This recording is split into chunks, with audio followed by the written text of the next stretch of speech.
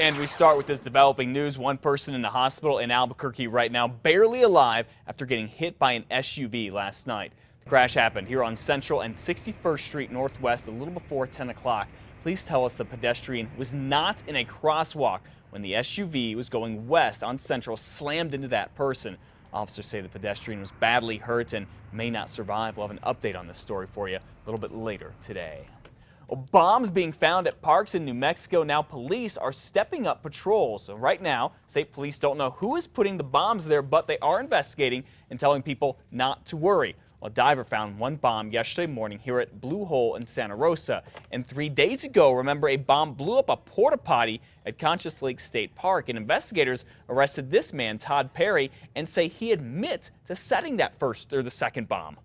Any indication that this incident and the Conchas incidents are connected? Right now, that's under investigation.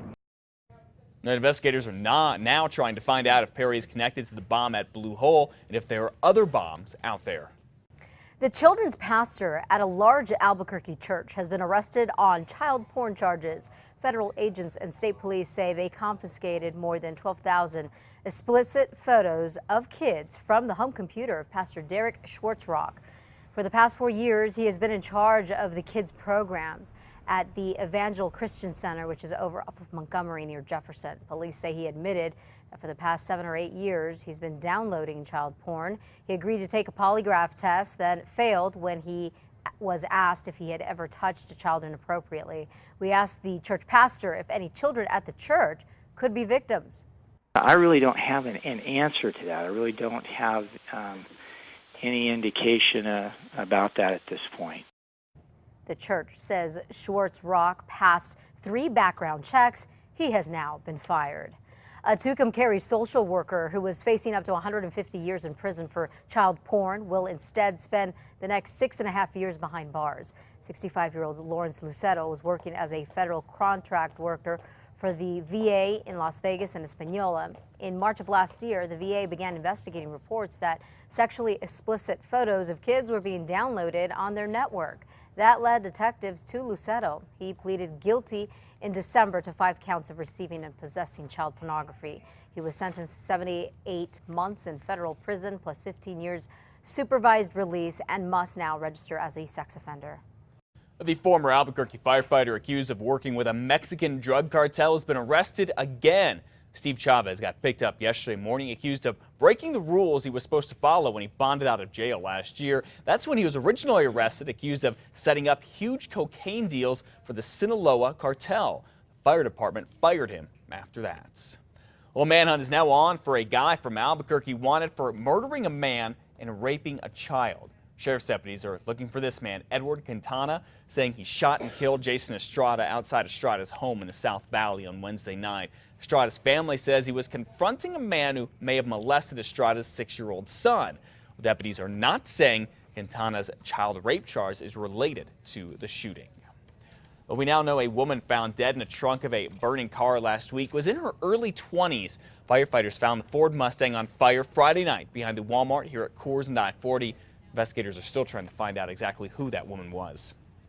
In just a few hours, one of 2 brothers convicted in a gruesome double murder in Albuquerque is scheduled for sentencing.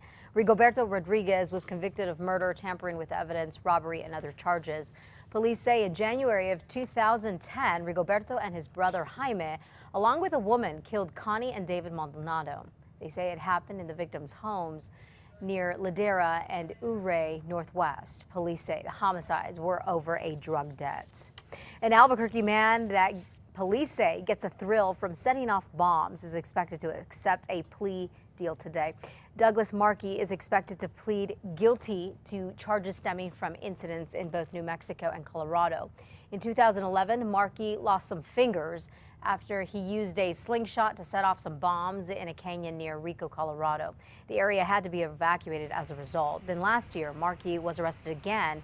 An Albuquerque woman says she had given Marquis her taser to fix. Well, cops say Marquis rigged it so that it would burst into flames.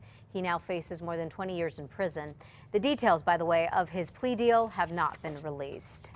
And we have learned that the man charged with killing a nun may be making a plea change this morning. Riha Leo Carroll is accused of breaking into the Navajo Nation trailer home where Sister Marguerite Bartz was living. This happened back in 2009. When she confronted him, he allegedly beat her to death. Carroll is scheduled for a change of plea hearing in federal court this morning. We will be there and let you know what happens.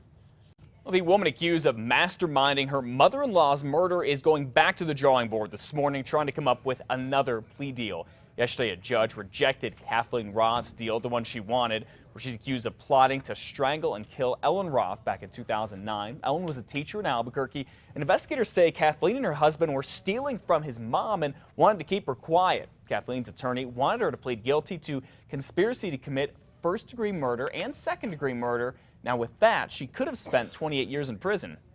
Based on everything I know of this case and my duty to treat each defendant individually, I will not accept this plea with the 28-year cap on it.